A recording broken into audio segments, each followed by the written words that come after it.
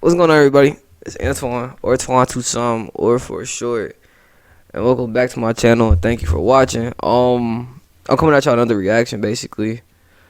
Yeah. Let me put my headphones in. So, I was watching, I just, like, got done streaming or whatever. And I was watching this. I seen it on TikTok. And this has to be a troll, because the shit these niggas been saying is crazy. So, I only watched 2 minutes of it. As you can see, it's a lot left to watch. But I just wanted to react to it. I'm like, okay, this is some shit I need to react to. Because this is like, these niggas are wild. Listen to what this nigga just said, bro. Let me back it up a little bit. The old rules that govern exactly how business is transacted in the penitentiary are as precise This as shit NASDAQ. crazy. Watch what this nigga finna say. The hustling party is because people don't have any money. This is how the game works. I ain't got no means of money. I got a box full of candy back there. Cookies, zuzus, and wham whams is what they call it. We should have known this nigga was a menace when he said cookies, zuzus, and wham whams. Okay, so that's whatever the fuck that shit means. But let's continue. I'm gonna loan it to another inmate. I'll let you get a pack of cookies for 2 packs back next week. Okay. If a man borrows too much stuff, it gets too far in debt. Right. Either you fight for it, Okay. and let him know I'm not gonna pay you, so me and you just gonna have to whoop each other's ass, and we're gonna go to lockup, Bro. or we're gonna go back here and fuck, just ever how you wanna do. Like no, nah, nigga, we not fucking. Well, we are men. I don't get down like that, G. This is what I'm saying, bro. I couldn't go to prison because I have to. A nigga have to kill me. I wouldn't make it out. I'd die before I make it out. Cause I'm not finna get fucked by some niggas, bro. You just don't. You won't be the same after that. Like that's your manhood gone. This nigga talking about we either fight it out like man and maybe gonna beat each other ass for it, or we just go back and fuck. Like nah. No, William. We're not finna go back and fuck, nigga. Yo, freak nasty ass. Like. Shit is crazy. And then look how homeboy in the back was looking at his ass. They looking at this nigga like, oh, okay, white boy. Like, this shit is crazy, bro. Niggas is back. This is '04. It's probably a little bit different, but like, nigga. Are you trolling? You gotta be trolling with that shit. That's the way it works. That's the way it works. He might have borrowed 10 suits and ended up fucking out his ass the rest of his life while he's here. Fuck? On the count of 10 suits. Got him that way. Because 10 suits, if you can't pay it this week, it's gonna cost you 20 suits next week. And the week after that, it's gonna be 40 suits. So sooner or later, the man's gonna step to you and tell you, hey, I'm tired of your shit. Mindy was preyed upon by convicts who used the boo game. The boo game consists of terror tactics and loan sharking to turn a guy out. One of the first things they're going to throw up is the stuff they've given you. You know, you owe them for that. And then they kind of put the boo down with it, the boo game. And to where you owe them that plus interest, you know. They try to get you in a bind. Race, gang membership, smarts, black market profits all determine who's on top. Mark Moore, serving 20 for a gang shooting, was feared and respected at Limestone Correctional. Mark would become Mindy's man. Mindy, that's his nickname. I gave him that nickname all. And he was my baby. I was comfortable with him.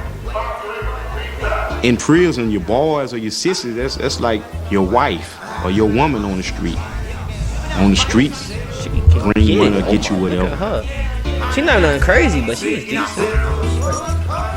In prison, the more coffee you have, the more cigarettes and bullshit you have, it gets you what you want.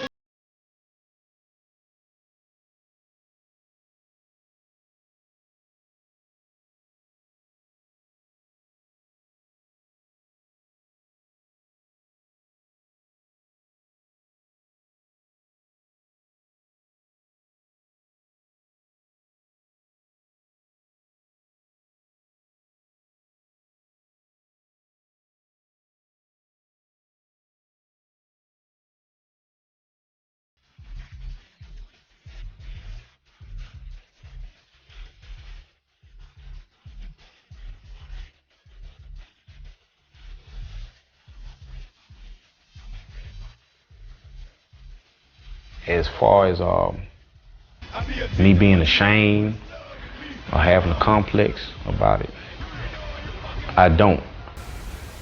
Because I'm a strong believer, if you got to be ashamed of something that you do, you shouldn't do it. This society away from society mirrors the actual society out there. We have religion, we have schools, we have... Shut your dumb... Nah, see, what you not... Who made this shit? What this nigga not finna sit here and do is try to tell me about all the positives in prison after these niggas are literally bragging about fucking other men.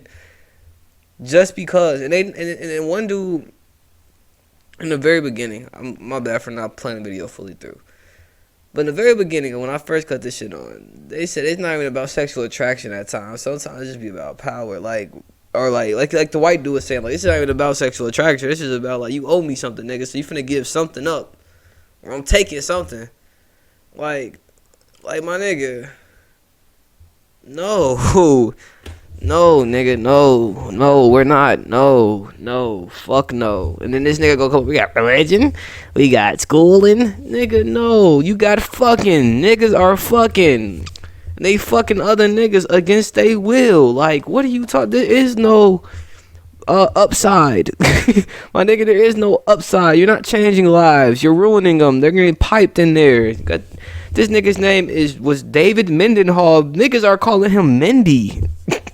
Like, what? Drugs, we have sex, we have... Oh, never mind. This nigga knows about this shit, and he's the warden. Okay, yeah, we're done. all types of vices. And I tell you, I wouldn't want to work in a prison that didn't have some vices in it. And sometimes those things keep them busy. That keeps them out of our hair. What? Now, there again, I don't condone it. And if we catch them, we'll punish them. Do you hear this nigga, bro? Look, so just like you having kids, right? And one of your kids is beating the shit, is abusing the fuck out of one of your other kids, right? As a parent, you know what's happening, but that's like me saying, "Oh, I'm a good parent, you know. I run this house correctly. I don't tell my kids to beat each other up, but they do it. And if I catch them doing it, I'll say something. But you know, if I hear about it, or hear it going on, or one of them tells me about it, I still can't do anything about it. But if I catch them in the act of doing it, yeah, I'll say something." No, nigga, that's not how it works. If my son goes to me, he's like, "Oh, I'm getting my ass beat by my brother," I'm finna talk to that little nigga like, "Hey, stop touching your little brother, stop beating his ass." You don't just let the bad behavior go on and you're like, "Oh, we don't condone it, but if we catch him doing it, we'll say something." Like, no, nigga, tell these niggas to stop fucking each other over fucking soup. Like, come on, gang.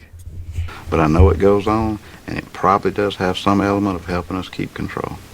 And he thinks it's a good thing. That's the delusion of it. Like, yeah, that keeps him occupied, keeps him off our back. Like, no, bro, no. This is. Hey, guys, shooting that shit.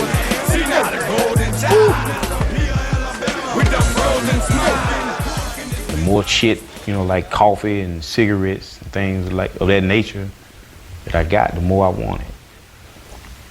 The more boys that I picked up, the more I wanted. It was like it became a challenge to see a pretty little young boy come in and everybody shooting at him, everybody trying to get him, everybody trying to pull him in. So it became a challenge. It made my dick hard to chase him, to see if I could get him before anyone else. I met Mark on the chain gang. Look at this nigga, bro. I would say it was in '98. I wouldn't talk to him for the first couple of days because I was too scared. But then after that, I kind of loosened up a little bit and I got high with him. He was running a store, and I had a person I was looking out for as far as loaning him stuff. So I'd go to Mark and get stuff and loan it out for a money order or whatever, and just pay Mark off. So that's how we got acquainted, was just through business. He came to me, Mendy came to me, and requested to be with me. You know what I'm saying? Which was rather strange because was like the first guy that ever pulled up on me and said, "Hey man, can I be with you?" You know, so it was rather shocking. So we ended up doing a business transaction on some money, and he asked me if I would do something for him. And I told him yeah. Of course, at the time I said that I didn't have that in mind, but that's what it ended up being. So, you know, from that point on, I didn't really kick it with nobody else for a little over 2 years. Mindy was not the only one to join Mark's makeshift clan. There was Hips, a forger. He began as a prison wife. It's really not just a sex thing. It's about having a companion. Somebody that... This nigga's real name is Charles Hips. Oh yeah, you were fucked from the start, I bet. It was like, what's your name? You said Charles Hips. They said, but everybody calls me Hips probably or some shit. They were like, oh, your name is Hips? Okay, come here. It was raps for this nigga. That you know is your friend. I got Hips. What did I say? I literally said they probably call this nigga Hips. Look. Through a partner of mine. Hips went to the street and come back to prison. When he got to the camp, he owed out like $300-400 worth of shit. When he first got there, from before when he was in prison. And we were business partners. Okay, when I left and he left, we met up again here at Limestone in 2000. Okay, and it was the same scenario. Mark had a boy, David Mendenhall, okay, and I run tattoos, run a store, and hustled, all right? So me and Mark started running a store again together, hustling, trying to make more money and more money and more money and more money, and before you know it, I ended up with 2 boys, and he ended up with 2 boys, and we called it a family, and when he wasn't around, I watched all of them, and when I wasn't around, he watched all of them. And these are 2. This is crazy, bro. And let me make sure I put this out there. I don't care about gay people and like them doing, you know, what they do. You feel me? Like that doesn't like bug me. I don't lose sleep at night over it. It's not a big deal at all to me. Cause I really don't care. It only becomes a deal to me when niggas try to do it to me, cause I don't fuck with that shit. But in this scenario, this is crazy, bro. Cause it be like dudes they won't know. And you're just like, okay, so you forgot to give me my soups last week, so now you gotta pay me back. So then niggas start offering him shit, and he's like, nah, I want that ass. Like, you know how wide that fucking is, bro. That's so fucked up. That's why I'm like, let me make sure I let people know, like, it's not like I'm mad about the actual act itself. I'm mad about how the context behind what they're doing, bro. Like, they're literally slutting niggas out over fucking soups and chips and shit, bro. And this nigga Hips is a prison wife, so he gets fucked by the other guy while they fuck the other 4 dudes. This is crazy. And this is like a real thing. This is crazy as fuck.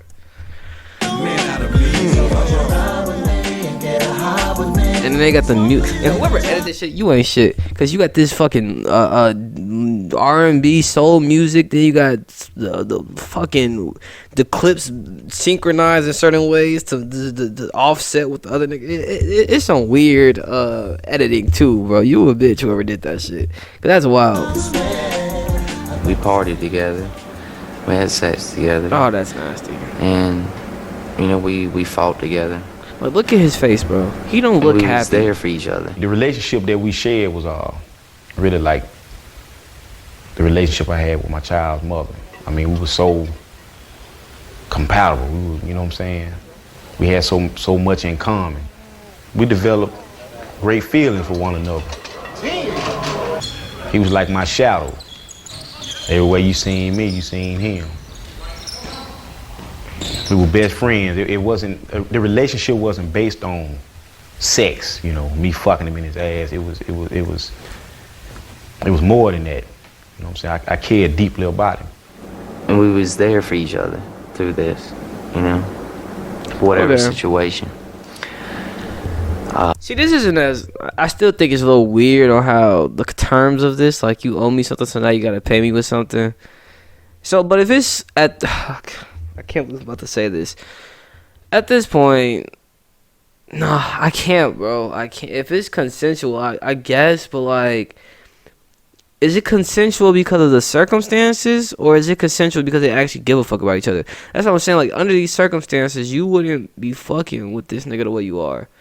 It's almost like a girl, and I'm not saying literally, but like, it's almost like a girl fucking a dude just to get back at her ex type shit. Cause like, she wouldn't be fucking this nigga if she was like with her ex, but under the circumstances, she's gonna fuck this nigga, not because she actually loves the nigga she's fucking, no, because she wants her ex to be jealous or whatever, or some shit like that. You feel me? It's like some shit like that, and that's why I'm like, I mean, if you get to prison, God forbid, and you see a nigga and you're like, okay, you know what? I kind of like this nigga. I let him.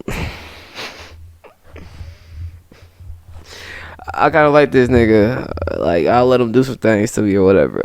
Fine, cool. But if it's under the pretense of, oh, I owe you something, so here's my ass, I don't agree. Or if it's forced, like, oh, you a bitch, I'm just gonna take your ass, that's why, and then you just keep going with it from that moment forward. Like, you're just like, fuck yeah, I guess this is how life is gonna be.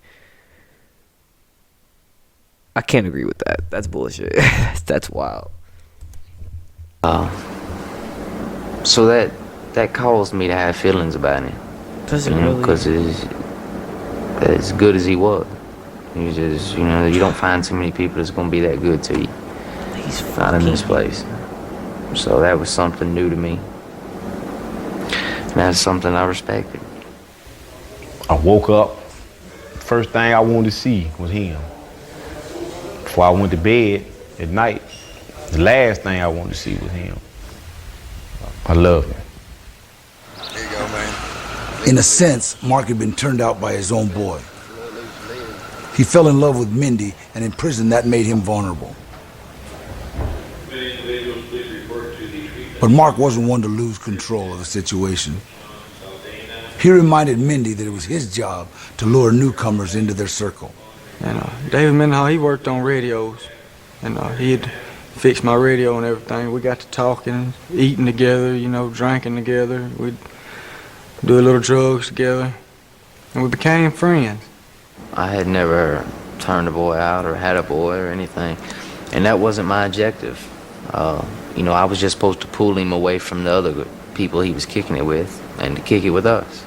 They never threatened me, and basically they give me anything I wanted, you know, watches, clothes, boots, shoes, anything I wanted I could get. His family had cut him off. Mail calls came with no letters from home and no money on the books. Survival was looking grim. When my folks quit looking out for me, I felt betrayed. I felt like I didn't deserve that.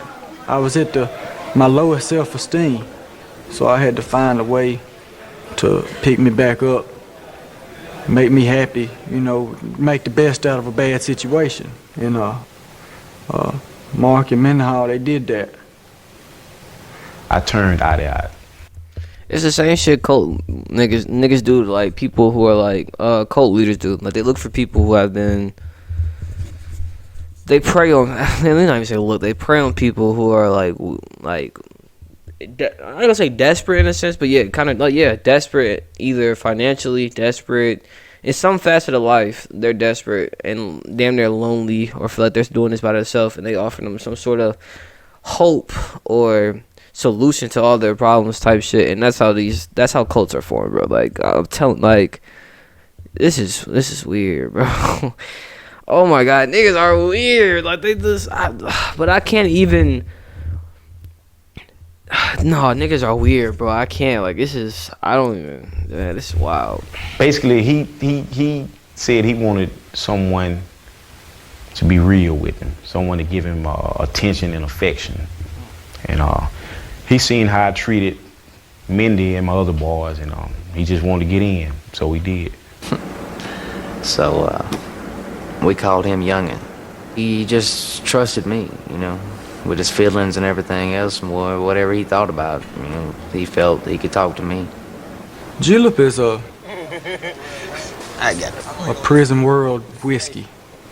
Make it out of yeast, orange juices, and I'm gonna be so close to some Jim Beam whiskey rice. until I might make Jim Beam sue me. It'll get you drunk, pretty much like free world alcohol. We got to drinking that night, and both of us was pretty tipsy. We were just laying on the bed back there. He was at one end of the bed, and I was at the other end of the bed. And he just started rubbing on my leg. Automatically, by me being pretty well drunk, I had began to become erect, you know, and I didn't have any complex about it. You know, I already liked him. He's a good-looking dude. Everybody liked him. Everybody still likes him. Part of the family now, Eddie was looked after by Mark's gang, especially by an older wheeler dealer, Jerry Gaskins, JG. I'll make sure he has something to eat every night. You know, I'll make sure he have something to smoke. I'll make sure he have some coffee. But I'm not never giving it to him directly. He's getting it from one of my boys. And for me, my boys get my boys. You know what I'm saying? They tell them the type of person I am, you know what I'm saying? The benefits that they have being with me. Say like if a new guy came today and I just pull up on him, start talking to him, spending time with him, giving him advice, he would owe me. Got some gas. Imagine, do you understand the complexes of this? Like, I don't think that's the right word, but fuck it. Imagine you get to prison. It's your first time going to prison, and somebody nice to you is finally being nice to you, bro. And they're like, yeah, you know, I just want to talk to you and help you out a little bit.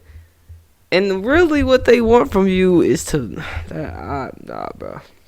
You really have to be like. You really have to like assert yourself once you get there, like let niggas know. Like you gotta do some shit to let niggas know, like I should not and will not be fucked with. That like type shit. And it's a constant thing too. It's always new people coming in that bitch. So you have to be like, oh man, nah. That's so much fucking work, bro. These niggas are menaces, gang. Like, what the hell? I got some gas. You got some money? Yeah, I got some money. It smell like bell. Come on now, don't get your nose all in me. What you want to do? I ain't finna just buy this shit, man. I'm telling you some gas. What you want to do? JG, that's my righteous dog. Yeah, bullshit, man. Where did all the cup at? Huh? Son, give me that cup. I'm just gonna buy your shit. It's like he's like the older brother that I never had. Yeah. If you don't, hey. Look, you ain't gonna just be drinking my whiskey, right? That's all you getting now. JG loved to get his boys hooked on whatever. That's gas, ain't it? And just as quick, snatch it away. Tell you, get robbed. No, you ain't finna rob. rob. Some bell wall. We all right, man. Ain't no robbing here, bro. They give me 10. I tell you what. Nah, I don't want no shit now. Now you owe me 10 bad now. Give me this. You gonna be break even long as you get that from When that person might not playing. feel like, you know, no, that's not me or whatever, you know, then I cut him off. I cut his supply off. You know what I'm saying? Now I give him time to think. Nah, you ain't finna. You know what I'm saying? He was getting free dope.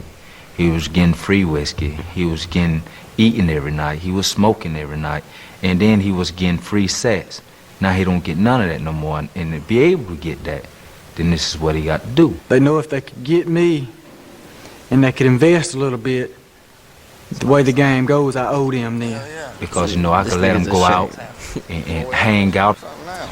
Yeah, you know, flirt a little bit, you know, and come back with some food or come back with some cigarettes or come back with some coffee or whatever, you know what I'm saying, I need it, you know what I'm saying, to make it through the next day. It happens all the time. They could pimp me out and make, you know, triple, you know, make more money like that than what they've invested. So for me to live clean and like, do you hear what's happening, bro? Like they're literally selling man ass for fucking like chips, cause it's not real money. You gotta remember, like, bro, like, oh my god, it's not real money. It's literally just them like making transactions for like whether it's that weird ass alcohol they make, or it's like chips and shit, bro. And I know this is outdated as fuck. Maybe that's not what goes on in prison today. I don't know. I don't really want to fucking know. I don't want to touch that shit. God forbid. I feel bad for anybody that does have to go there. Well, unless you like blew up a church full of orphans or some shit. Yeah, yo ass. Then nigga, yo ass the death chair. But yeah, bro. I don't know. This shit is like, this is filthy. I'm gonna go watch a little bit more of this shit. I'm gonna have to cut it off. It's just bad, bro. Like, they're literally slutting niggas out for a bag of chips, essentially. Half what I like, I guess, when I started hanging around Mark and Mendenhall, they did that. Limestone is a place filled with men who have spent their lives searching for families. Mark, JG, Mindy, Hips, and Edie formed a family at Limestone Correctional. Right, and that's the way we looked at it. We had a family. After Mark had found out, fucked each other though. that, Like, I had slept what with family Mandy, fucks he each became other? anxious. He wanted to himself. Then, when I was spending time with him, Mendenhall would be jealous. So it was causing turmoil in the family. That's what we were a family. It was causing somebody was always mad. We're removed from our natural families. So we have to, we make bonds and friendships. Leonard Singletary, an inmate confined to the HIV ward at Limestone, has watched makeshift prison families come and go over time. We're closer than a lot of families on the street. We live together, we sleep together, we shower together, we use the bathroom together. Most families can at least close the door. Now I'm dying with a broken heart, without my baby by my side.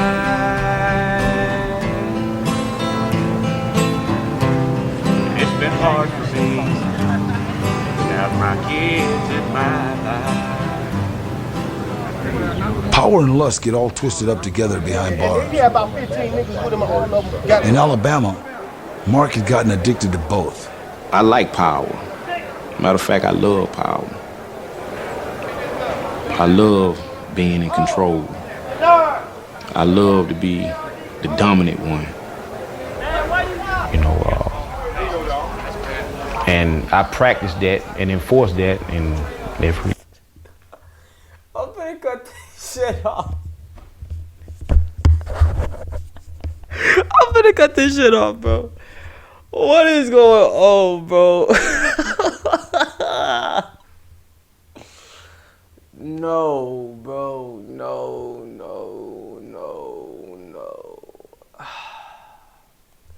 And that'll be the same type of nigga that come out and be like on some hood shit like, yeah, nigga, I did my time in the pen, nigga.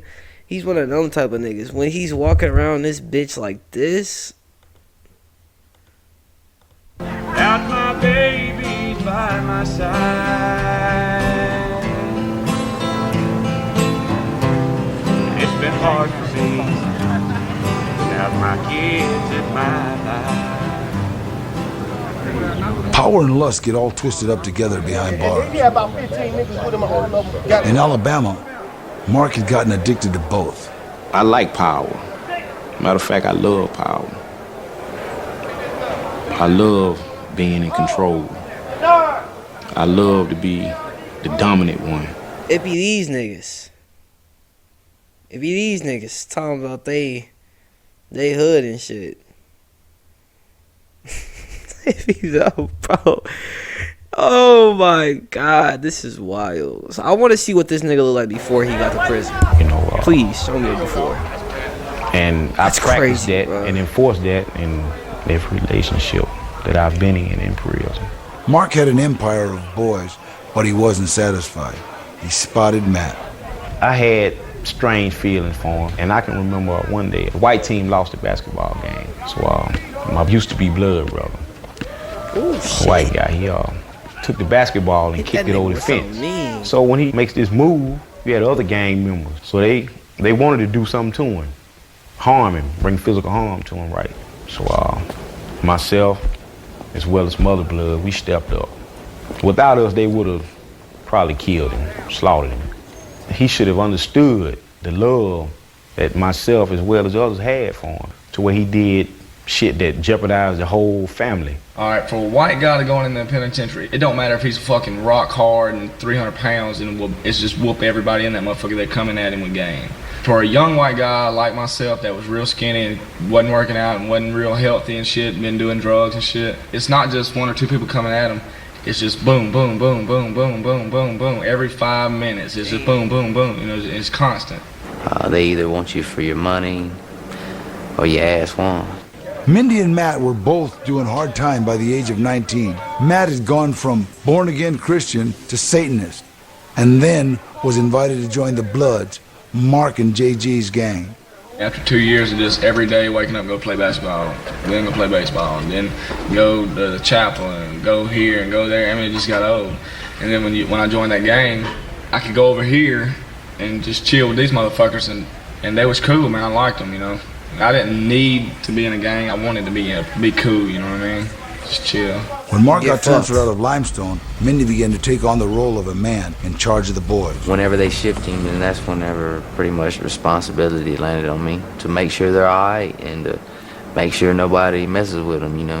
You got to, if you have to, die for them. In Alabama, as in elsewhere, the boys don't really have a choice. If a man wants them, they're gonna get took. But there are other ways to get turned out. It can come from an inmate, or it can come from a prison guard. In Florida, ex-Navy medic Robbie Craig got sentenced to 8.5 years. 3 strikes and you're out. I wrote a prescription and got caught. Breaking the window in the Jewish Community Center, passed out in the front seat of a vehicle. Robbie was worried about getting even more time if he got into trouble. Trouble started soon after he arrived. After your visitation, it's standard procedure for the inmate to be strip searched. And there was a sergeant that was in charge of the visiting park this day, Sergeant Anderson. And after my visit was over with, we go into what we call a shakedown room. It's a small room about 6 foot by 8 foot. Turn around, spread your cheeks, and bend over and cough. And what I did, Sergeant Anderson made a throaty noise like this, and he masturbated from inside the control room at me. And Sergeant Anderson did. Where is that nigga? We need to get that nigga arrested. Where? Maybe, hopefully he's dead. I don't wish death on people, bro, but like, this is. Oh, this shit gets weirder and weirder the more and more I watch it, bro. But it's interesting. I'm not gonna lie. It is interesting to see like how this is. I doubt it's like that now. Like even the part where bro was like, you know, I was drunk and he put his hand on my knee and I got hard. It's like he might just like actually like men, which is not a problem. That's fine. So Mindy thing, okay, cool. Mindy just likes dudes, or maybe not, bro. I don't know. I'm confused. This shit make my brain hurt. Didn't stop there. He used blackmail to get what he wanted. I was ordered to go to the front gate to put some Visqueen, which is plastic, over some cabinet shop material that was outside and was going to be in the weather. And I was in the cabinet shop, and I'm really caught up in my work, and I'm really working, and things are coming together, and I'm putting some stuff together, and I'm not even thinking. And all of a sudden, keys jingling, and I heard what sounded like a zipper. And I came up, I had the staple gun in my hand, and I turned around, and Sergeant Anderson had exposed himself. And he was standing there, and he looks at me and he tells me to lick it. That was his exact words. And I told him, I said, my words were, Sarge, I'm not about that. I've never done nothing like that. You know, I started pleading with him. As he advanced towards me, he was only about 3 feet away. As he was coming towards me, he lifted one of his arms. It was right or left, I can't remember, but he put his hand on my head, and he tells me to lick it. And he's using an authoritative tone, no different than if he was telling me to pick up a cigarette butt or to make my bed or go to chow. It was, he was ordering me to lick it. And anyway, he forced my head down there, and he had his other hand down there, and he ejaculated on my face, my mouth, and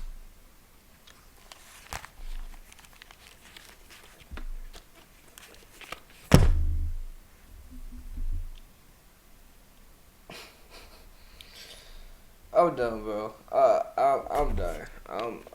I'm done. I'm done. I'm good, bro. I'm good, gang. And this is what I'm saying, bro.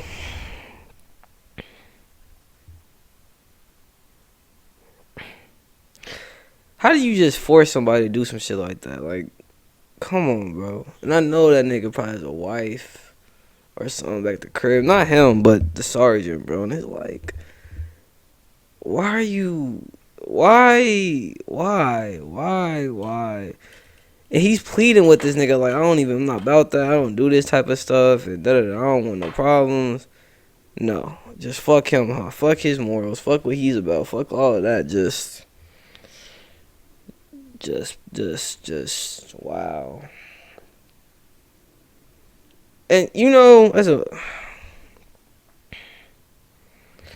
wow. Then that nigga had to kill me. I would have shot his ass with that staple gun. I'm sorry, bro. It's just no fucking way. I'd just die. I'm not gonna lie. Yeah, nah. I'm not finna let no nigga nut on my face. Hell nah. That shit not happen. Wow.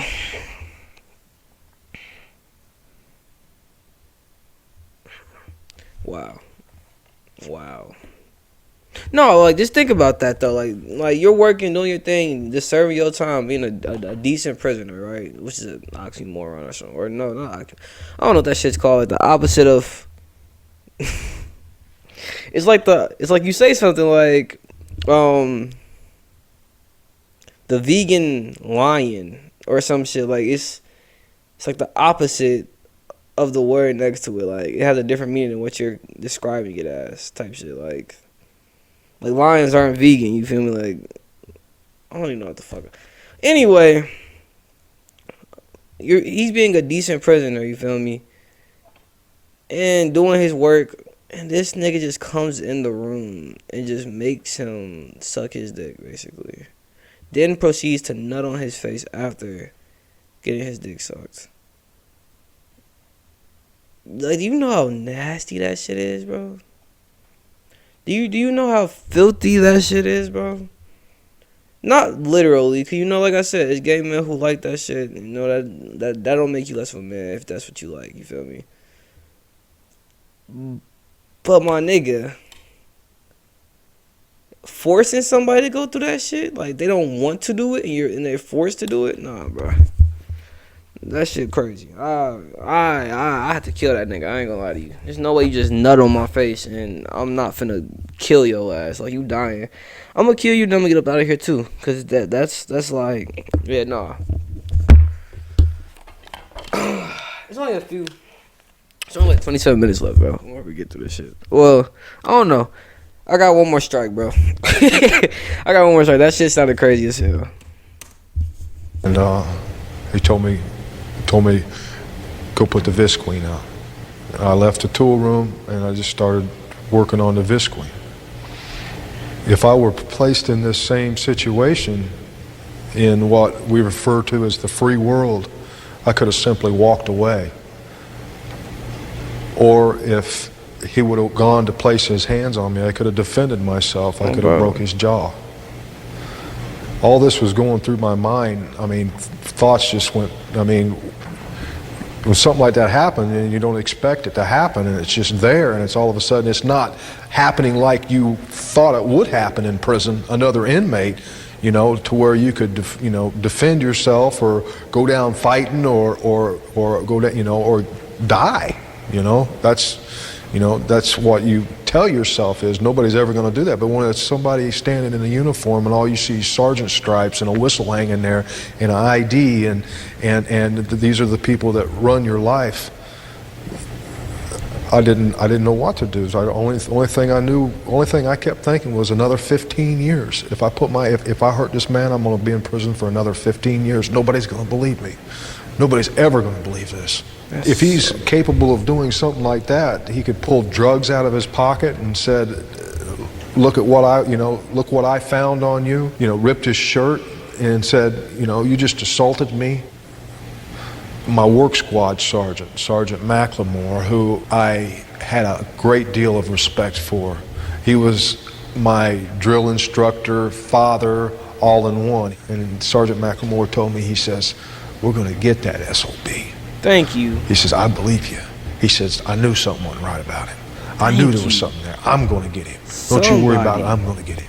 And as soon as I knew Sergeant McLemore was in my corner, I felt a great weight lifted from me. But I can't tell him exactly what's happening. It's like me sitting down, like telling my father that, that something like this has happened. You just can't tell him. So, cause it's a pride thing, bro. Like, that's what I'm saying. Like, as a man, it's a pride thing. Once again, it's not the act. Cause, like I keep saying, it's people like certain things. Some niggas like that shit. But it's a pride thing to have somebody do something to you and you literally can't do shit about it. Like, you are a victim. And as a man, it's kind of like, man, you're not supposed to ever be a victim, really. And that's kind of how at least that's just kind of how I was raised and shit like that. And it's like, man, it's crazy. Even that's kind of crazy. Like, you could be a victim. It's okay. Like, shit happens. It's life, You're a victim of everything. I'm a victim of a lot of things myself. But it's just like a manly thing. Like, you're telling me I'm supposed to just do what you say because you told me to. Like, there's no logic or reasoning behind it, and I'm forced to do it. So even if I say no, I have no real control. Fuck a man thing. That's a human thing, bro. You don't have no control. Like, that's a human thing. Like, why? Man, nah. That shit is weird, bro. That shit's weird, bro. I don't fuck with it, bro. This is making me more sad now than anything. First I was grossed out, and I was getting hella sad.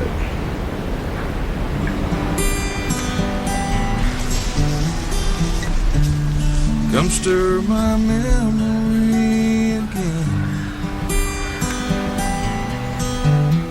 Mindy's father, David Mendenhall Sr., was a trucker and a guitar player. Show me help me remember all the good times. Help me forget all this pain. Come stir my memory again. I was usually home 2 days out of the week. And of course, a big part of that, I was catching up on some sleep. Yeah, you might as well say I really wasn't there, but I didn't study on it as to what effects it was having. Mindy's grandmother helped raise him. She brought him into the ways of the Holiness Church. Yeah, these 50-pound bags, David Jr. not here to do them for me, so I have to get them hauled back here. I have to keep my feet clean. Here, chicky. Ardith agonized over what to do when her grandson first went to prison. There we go. And he was afraid to go to the authorities because they had threatened him. And he didn't know what to do, so he called me. He was nearly to a nervous breakdown, and he wasn't able to eat and keep it on his stomach. And he'd had a homosexuals there and so forth. I called a lieutenant immediately and then moved David to a cell to himself. And many nights I remember walking back to my dorm after they cleared the count, and I'd cry on the way, asking myself, how would I get into this? And sometimes I'd ask God, how could this happen? Because it's something at the time I didn't understand at all. And I believe that today that we have taken out this service here to ask God to help our brother David Mendenhall, who has been in trouble and served. How many years has he served? It's going on 6 years. We don't know, we don't judge. But how many of you know probably that's enough time? How many of you know that God knows how to deliver? God knows how to set people free. God, then you know how to deliver David Mendenhall. God, we pray for him, Jesus. God, that you would help. Whatever makes you feel comfortable. That's all I'm gonna say. I'm not gonna speak all this. You feel it clear through your core. And those kind of experiences, being pimped out and the homosexual activity and such as that he's had to deal with in there, I honestly, sincerely hope it's something that he's just had to adapt to that will go away on its own. That he doesn't. How does that just go away, bro? That doesn't just go away on its own, bro. It's once you get accustomed to something,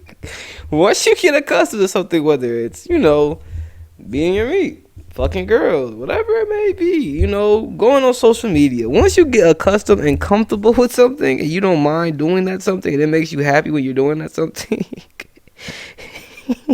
it's going to be real hard to find a reason why you shouldn't be doing that, unless it's like glaring. Like, like some kids shouldn't be being their dicks because it can cause erectile dysfunction. You shouldn't just be fucking any girl because you get an STD. You shouldn't be on social media all day because it messes up your brain a little bit, can make you mentally not be in the right spot, it can change your whole mood based on what you're seeing on there, a lot of things. But getting fucked in the ass every day, basically, there's no coming back from that, dog. That's GG's. I don't know why this is an adjustable period. No. He's been getting fucked in the ass for 6 years. 4 years. No. Yeah, it's been 6 years he's been getting fucked. Yeah, no. The fuck? And enjoy. No comeback from that. He can put behind him. Not have to talk about it or bring it up. Nigga, asshole. Sure would be nice to have loosey goosey. Baby Junior home. I be by myself. Nigga finna be shitting out. No constipation ever again. And had everything the baby could possibly want. The church and all gave him a beautiful shower, and everything seemed to be going great. But he would just work to death. He says, "Grandmother, he hardly knew what happened because he was half awake and all." But he bumped himself, kind of lost his balance. He threw the baby back on the bed. They brought it against him as child abuse and murder. First manslaughter, and then they called it murder. If he's learning things that he should be learning from some of these prison daddies or whatever, wonderful. I hope that. Never mind. Let's go. My bad, I muted it. That a person doesn't need to know, he forgets or doesn't.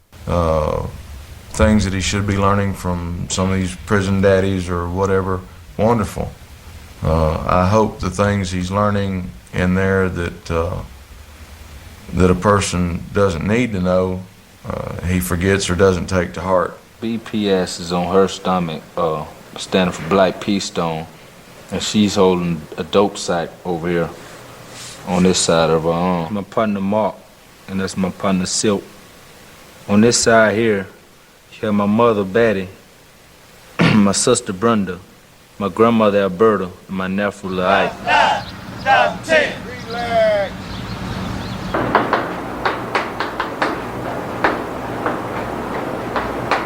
JG, Mark's partner, got busted for burglary. JG was born in Pleasant City, a dangerous slum in the heart of West Palm Beach.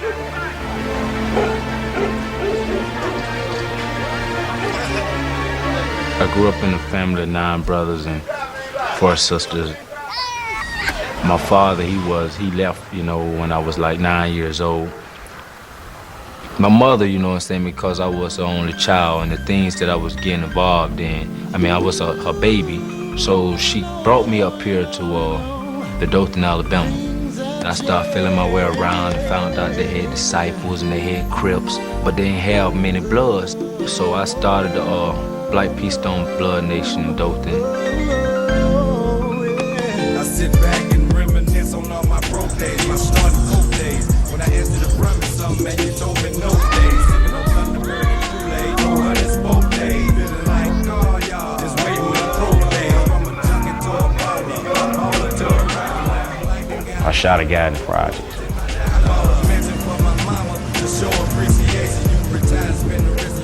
He was the opposite gang member, and he disrespected me.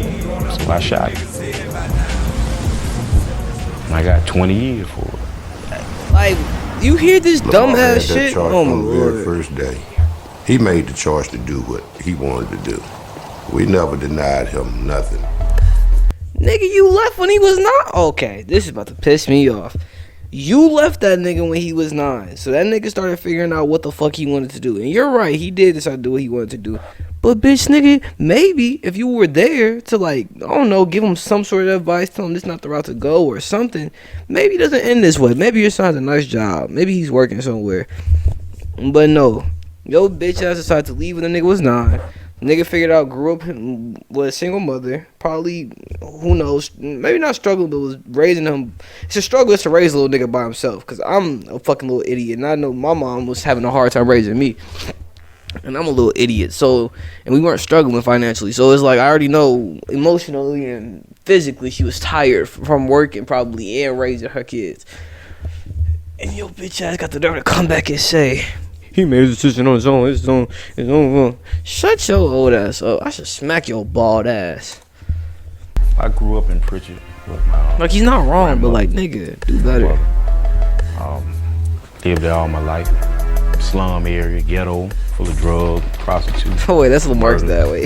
Wait, that's Lamarck's pops. Straight ghetto. Mother signed him over to his great grandmother, and she had control of him. It was Never mind. Damn, my bad, Lamarck's father. My bad, Gangy. I thought you was JG's dad. My bad, gang. My bad. I was gonna say, who the fuck? Never mind. Still, that's tough. Man in the house for him growing up, so he was around a They bunch of throwing a pellet ladies. game. Ooh, By then- go back. Basically just the straight ghetto. Mother signed him over to his great grandmother, and she had control of him. There was no man in the house for him growing up, so he was around a bunch of ladies. Look. Forget Shorty in the middle. We're not looking at her. Be gone. I'm looking at the light skin. She got like red hair or something. I peep.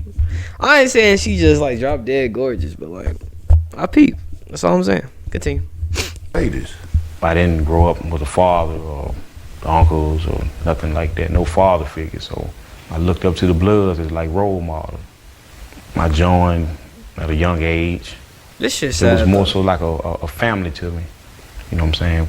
See, I wouldn't know what a blood is, or I've never dealt with gangs, you know. I was blind about all that. I would go and try to pick the boy up on weekends. Not one weekend went by that he came stay with me, that his great grandmama didn't call my house as soon as we got him to the house. She never gave him the chance to stay with him. And once he got up, 12, 13, then she wants to go and call me. Want me to chastise the child or something. I would have had to fight him and all this here to get him. And I just couldn't see it. I mean, it wouldn't have happened. It would have been worse, I think, with me and him than it is now. Unlike Mark's father, Robbie Craig's dad was around in the early years. But Randy Craig, a former and feared penitentiary captain, was not adverse to knocking his son around and disowned him at the age of 14. He ran our household like he ran the prison. He was in charge of riot control at the institution he was working at. He would dress up in riot gear and practice movements with his baton, with me. We'd set up surveillance here at the maintenance shop. Inside the cabinet shop was an inmate by the name of Robbie Craig. They came in and told me that they were going to set up hidden cameras and that if they seen Sergeant Anderson break the law in any way, that they would be there to stop it. Well, as soon as he exposed himself, I'm like, got him. This man's being caught red-handed. But You weird fat. Oh, it's always these niggas. Oh my god. It's always these niggas. It could never just be a normal. It's always these niggas. It's these niggas. Hold on. No, I gotta pull this up now. It's never just like a regular like like it's never just a regular nigga, bro. It's always these niggas. It's dumb. It's always dumb. It's never a normal person. It's always the niggas that look like this who be doing that weird shit. Whether it's the child pornography, whether it's the pony My Little Pony sex shit with the cartoons, whether it's the sex dolls, whether it's the fucking sexual assault shit, the trolling, the doxing, the mids, like, it's these niggas. These niggas are the ones who be doing the weird shit of the world, bro. And I'm sorry for stereotyping, but it's like it's always these niggas, bro. It's never like a normal looking nigga, bro. It's always the niggas that are built like this nigga Lester, that are always doing some weird freak nasty shit on the planet. Like, oh my god. Like, I'm expecting like a big tall white dude or something. It's one of these chunky little motherfuckers. Like, why? Oh my god, that just pissed me off, bro. It always be these niggas fucking shit up, bro. Like, go, like, get the fuck on somewhere, nigga. Bitch ass, Mark ass, damn. Look at his ass. It always be these motherfuckers, man. Fuck. They don't come out. They don't rush in. It ended up being like 22 minutes. But finally, when they came running in, you know, and Inspector Pacioli with his badge held high, you know, Sergeant Anderson with his pants down, putting the cuffs on. That was a good feeling. And it made me smile. When we found Anderson, he insisted he was only trying to be a friend to Robbie Craig. Right. Lick it. Lick it. Lick it. Lick it. Yeah, I'm your friend. Lick it. Like, are you fucking kidding me, bro? That's how you. That's how you and your friends work. That's how you and your friends get can't get the words out. Jesus Christ, I'm getting frustrated from this shit. He now lives 10 miles downstream from the prison, making ends meet as a fishing guide. I'm still having heart problems. The publicity and all that went along with everything, it just destroyed. It like to destroy my family. He had to give up his state certification to work at the correctional facility. Here I find out this man didn't spend one night in jail. He didn't go to jail. He didn't go to prison.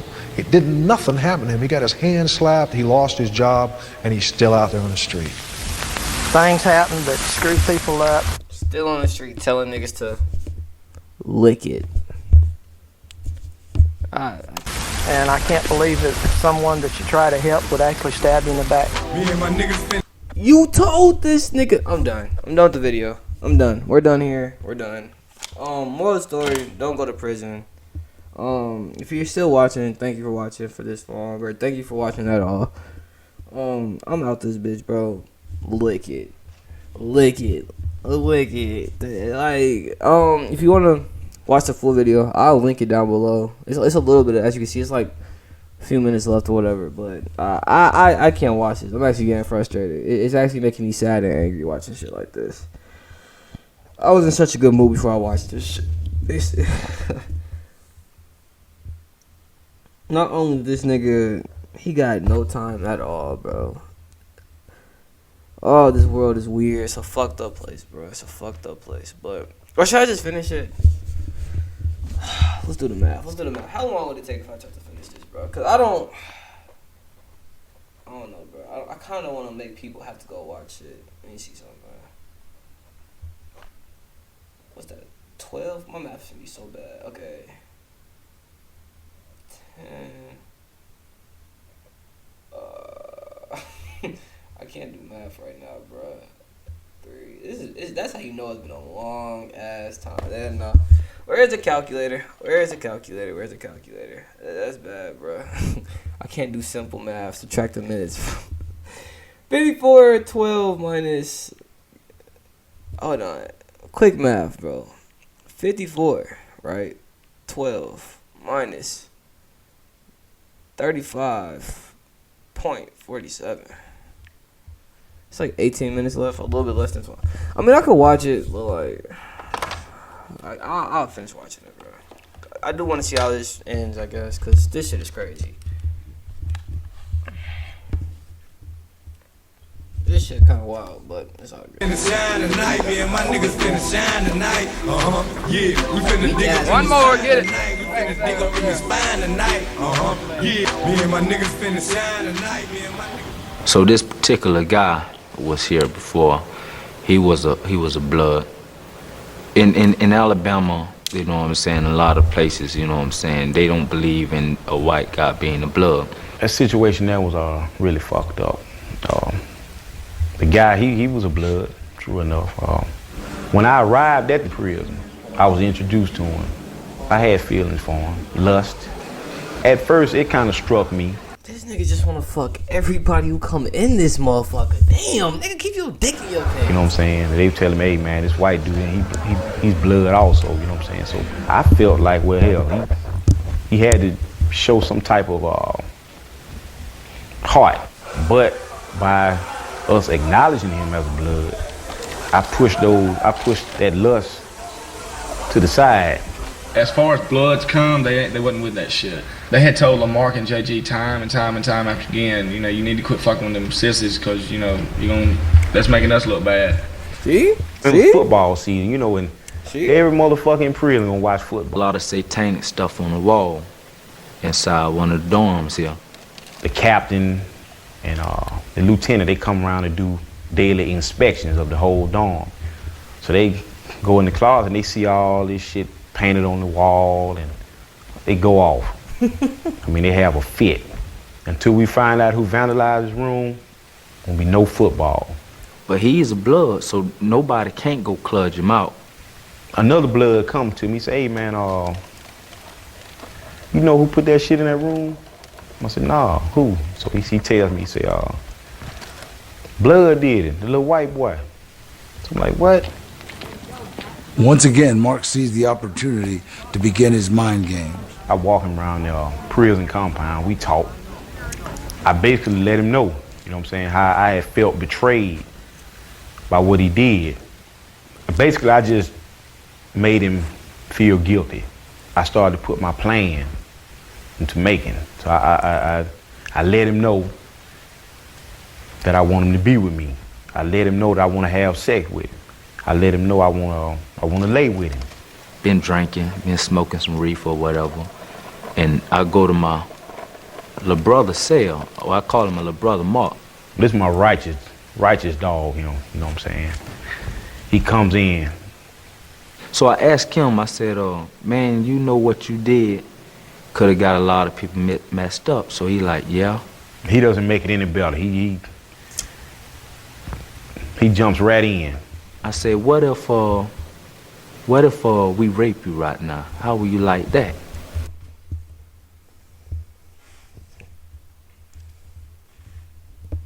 He started crying and begging and pleading. You know what I'm saying?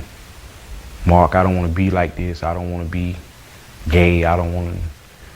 But at this time, you know what I'm saying, I'm out of control. I don't want to hear nothing, no talk. My little brother, he jump up and he slap him real hard. And he done got serious because he really wanted to be with this person all alone. I tell him to turn around. So he turns, he moves slightly. I tell him to turn around again. He still doesn't want to turn all the way around. So I said, bitch, if I have to tell you to turn around one more time, I'll break your jaw. So he turns around. Like put his hands against the wall, like spread them like the police will make you spread them. I tell him to take his pants off. He doesn't want to do it. I punch him in the face. You know what I'm saying? I squeeze his ass cheeks. 2 handfuls. He tenses up. You know. So I take my pants off. I mean, he's just sitting here the whole time. I had a pair of red and white Jordans with some red shoestrings in them. So I ain't got nothing on but these tennis shoes and my undershort. I give him the grease. And I tell him to put some on his finger. stick it in his ass, and you know what I'm saying, kind of like fuck himself, to loosen himself up, because I know he had never been penetrated before. It was his first time. Just an old penitentiary trick that I learned from some old convicts. If he screamed rape, you know what I'm saying, he had grease under his fingernail, so he greased his own self up.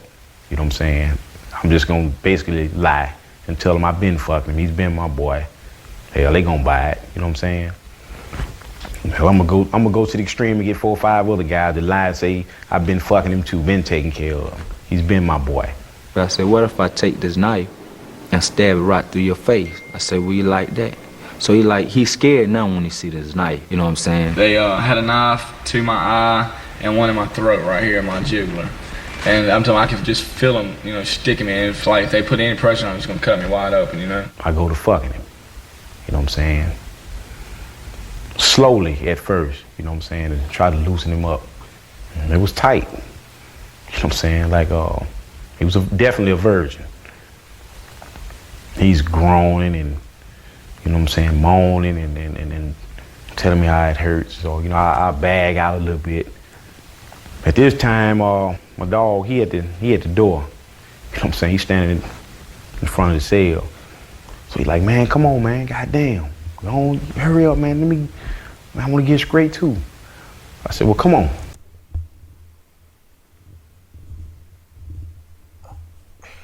I get up off of him. I'm in the middle of it now. I'm there, so I can't welch out now. You know what I'm saying? I got to go through with it. You know what I'm saying? So I'm like stuck there in here with him. He greased himself up. He shows him no mercy. He fucks him for real. You know what I'm saying? So I had to tell him, hold up, man. You know, slow down, chill out, man. You know what I'm saying? You don't want to hurt him for real. You know what I'm saying? And you have to go to the hospital, and you know what I'm saying? He's gonna automatically have to say what happened. He have sex with him first. Then I have sex with him. Then he have sex with him. I have sex with him. Then he have sex with him. And then that was the end of it. So I didn't finish it first, you know what I'm saying? So I fuck him, and I come off. I get my due. Next day, you know what I'm saying, he goes to SEG. In prison, that's lockup. So I'm like, in my heart, I'm like, damn, we through. We done got us a rape case. They was telling me bullshit about, like, you know, if you get in trouble, so we're gonna go up there and lie and say you brought it on yourself and shit like that. And I was believing them. They had me in a position where they had me spooked. You know what I mean? Because I was looking to make parole and everything, and I wasn't trying to get in no conflict. I say, you got 2 choices. You can either be with me, or you can go pack your shit and go tell them folks to lock you up. You go back to lockup. Reluctantly, Matt agreed to become another one of Mark's boys. Only thing I ask of you, don't try to make me be like a sissy, a girl inside a prison. We hook up, you know what I'm saying? Everything was lovey-dovey, you know what I'm saying? Relationship was gravy, all good. I transferred. The warden had Mark shipped out of Limestone again. But everyone knew Matt had been turned out. The other men all wanted their shot. And he got with this other dude, you know what I'm saying? He wound up having sex with him. He was doing so bad. So he wound up selling him to another dude, and that dude wound up selling him to another dude. And all this, what he was going through, was a result, because nobody messed with him. He was a blood. He just went crazy. He just went to sleeping with different guys. I mean, just tossing their ass up. You know what I'm saying? Letting everybody fuck. It was just something that happened in the penitentiary that I left in the penitentiary. I mean, even the girl I got now, I mean, she's a fucking fox. I can't lose her about some humbug shit, you know? I mean, if I can keep it from my family for, I done 4.5 years, and then now I'm out 6 months and they still don't have any idea, I don't think it'll be a problem. And they ask me questions all the time. Well, how was college like and shit? I guess the penitentiary made me a real good liar. If he stayed gone for 5-6 years or whatever, if he ever come back to prison and there's someone in prison that remember him from then, he will always be a boy.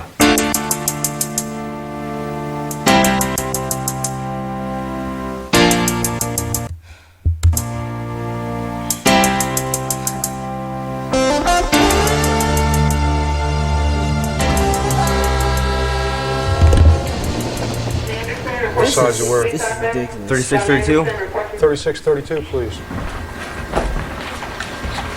We'll try these on, see if they fit. Thank you.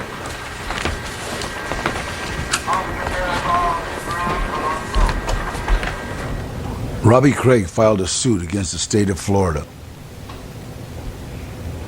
I said I'd like to be interstate compacted closer to my family. I wasn't interested in any money. I want out of the state of Florida. He settled for a transfer to the Iowa State Penitentiary System, a chance to leave his past behind. You ready to go, dog? Yep. There's a boy that's here that's 18 years old. They call him the Kid. And the Kid I've seen a few different times in the wrong crowd. I've extracted the Kid from that crowd, done what they call taking him under my wing if he needs something. But see, I'm not a daddy. I'm doing this from my heart. I'm doing this for him because I know that somebody's going to try him.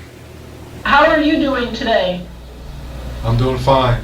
I think Sergeant Anderson, he believed that my respect for authority was so intense and so obvious that he could use his authority to get me to do things. He came to us, as you saw in the records, from Florida. He has been on medications prior to coming here, so I'm not sure just what we're all able to discuss right now because we do have a camera. That's the type of inmate I was, locking my heels, standing up straight like I was in the Marine Corps. I was standing in front of my father. In Iowa, Robbie still lives with his shame. I have a friend, a dog we call him. Come on, get it. Come on, good. And we've been pumping iron, running, and we spend a lot of time kicking the bobo, you know, of how I came from Florida up here. And it hurts me because I have to lie to people. I want to be able to, and I put myself in the position and made my mind up and have taken my dog out and sit on the bleachers and to tell him before he goes home the truth. And I can't. I want to because I don't want him to think I'm a liar. You wonder if you ever get seriously intimate with someone, a woman, what she's gonna think. You wonder if they give you a hug, do they feel like they're hugging somebody that's ugly, that's dirty? You know, I felt shame, embarrassed, all that. So after a while, you get used to it. Once you start something in here, you don't change it. And they don't too easily let you do that. Once you're one way, you're always that way. It's sad to say, but at one point, I stopped caring about the outside. As long as I had a boy, as long as I had plenty of prison money, I was, institutionalized. And the fact that I didn't have a lot of contact from the outside world, that just helped me with adapting to the prison lifestyle. I guess I'd say I fell in love with the lifestyle. That's before I found myself, or I should say started to find myself and wanted to be a better man. You're gonna meet thousands of people, you know, and especially if you're a boy or sissy, everybody knows you, everybody. And it's the whole camp, if your name's said, they know who it is. So that's gonna go with you wherever. When Mark got transferred out of Limestone, the family began to crumble from harassment by guards and other inmates, jealousy, and a little too much living it up. I went to lockup, and I stayed 33 days.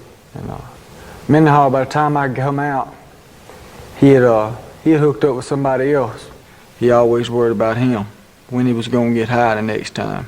And I just couldn't deal with that. I don't like being around them type of people. There's not many times. I'm not talking because I don't have nothing to say, bro. I'm kind of disgusted. I'm not gonna lie. These last 10 minutes have been just foul, just nasty. Like, man, nah. gangy. Nah, gangy. I'm cool in prison. That I don't want no parts of that shit. Oh Lord, that's nasty. Comes to where I want to look at reality, what's around me, what's happening. I try to stay messed up so I don't have to see it. At first, it was fun, you know, having all these prison-made hoes, you know, that's what they call them, right? Fuck boys or whatever. I was the only one for a long time, you know, that we was together, so it was kind of hard to accept other people, you know, with his attention. More boys, it brought me He's more literally money. falling in love with this You know what nigga, I'm saying? So it brought me more trouble. It basically just turned into something really too stressful for me, and I had to just get back away from it. Him looking out for them, money going to them, and you know, so it's changed, and ain't nobody really like change, especially in no relationship. They call you to the ship commander's office, and if they didn't feel like we could live together, you know, they move one of us to another dorm. All the cookies and coffee and cigarettes we had, they would divide it 50-50. They call it a divorce court, and tell us you go your way and he go his way. You know what I'm saying? You know, I've been through that several times. In order for a boy to leave me, or the person I was with to leave me, you know what I'm saying, they had to give me back everything that I ever gave them. You know what I'm saying? If they couldn't give me back what belonged to me, then I was gonna sell them, or they wasn't going anywhere until I got my money. JG got sent to a maximum security facility. Mark is in a monogamous relationship, and he quit the Bloods. Eddie became a full-blown sissy a year after the filming. Mindy is alone in a drug treatment dorm. Hip's mom visits just about every Sunday. Several times. In order for a boy to leave me, or the person I was with to leave me, you know what I'm saying, they had to give me back everything that I ever gave them. You know what I'm saying? If they couldn't give me back what belonged to me, then I was gonna sell them, or they wasn't going anywhere until I got my money. JG got sent to a maximum security facility. Mark is in a monogamous relationship, and he quit the Bloods. Eddie became a full-blown sissy a year after the filming. Mindy is alone in a drug treatment dorm. Hip's mom visits just about every Sunday. Like going to work and drinking coffee is a normal thing on the street. Having boys and prison wives is a normal thing in here. The same things go on here as goes on out there. Where they go to work and make their money, we do our hustling and make our money. Where they you know, they might trick a car salesman into selling him something cheaper. We'll trick the poker man into giving us more chips for our money. After going through this, you know what I'm saying, all these long, lonely years in here without a woman, you know what I'm saying, standing by my side, yeah, I could definitely see being with another man. On the street, I never thought that I would even be with another man, period, in no way. I thought I could love another man or have affection towards another man. But over the years, you know what I'm saying, I don't know, it just, prison turned me out, you know, into sort of a freak. Yeah, y'all don't play pop to the left, play him to the right. And don't get one of these certificates. Y'all know when you need a little money, y'all call him, he always there. He look out for you. So just don't think about him, you know.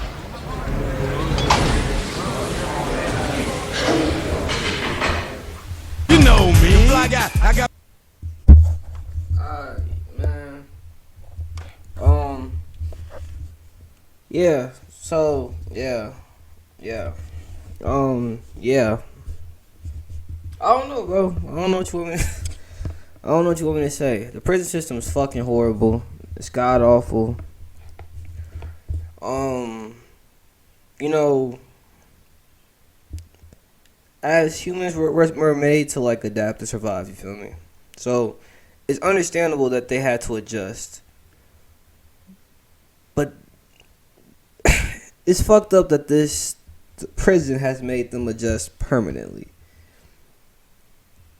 Like you heard, bro, the nigga was doing all the fucking was like, you know, yeah,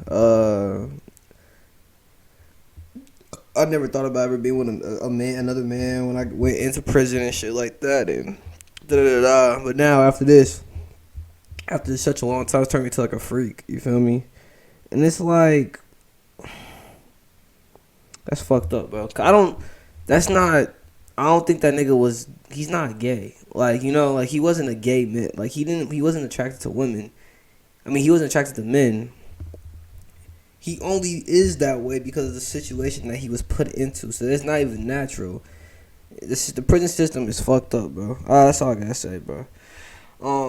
If I ever go to prison, God forbid, let me knock on some wood at some point. I'd rather die, bro. Oh God, it'll have me like poo shitty. I'm gonna be up in there. Hell no, in my little turtle suit. Gonna be fucked up. I'm killing myself. I'm not doing that shit, bro. Cause it'll be a cold day in hell the day I let a nigga fuck me. I'm sorry, or it'll be a cold day in hell the day I try to fuck another nigga cause I'm horny. Like, come on, bro. Nah, gang.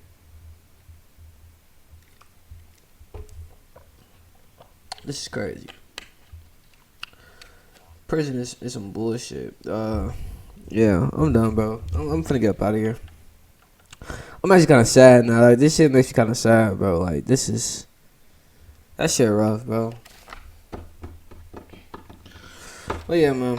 Thank you for watching. If you watched all the way to this, it's probably like an hour and some change long. I've been making long videos. I don't know why. This been long as fuck recently.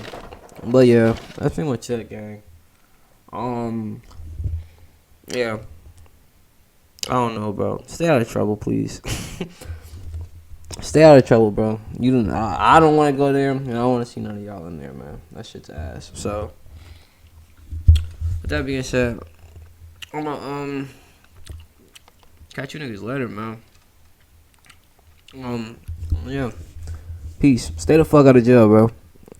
Ain't no place for ain't no place for like that. That shit is ass. Try our hardest not to go there. Not only does it fuck you up physically, but mentally I see as well. That shit's crazy. Alright, y'all say peace.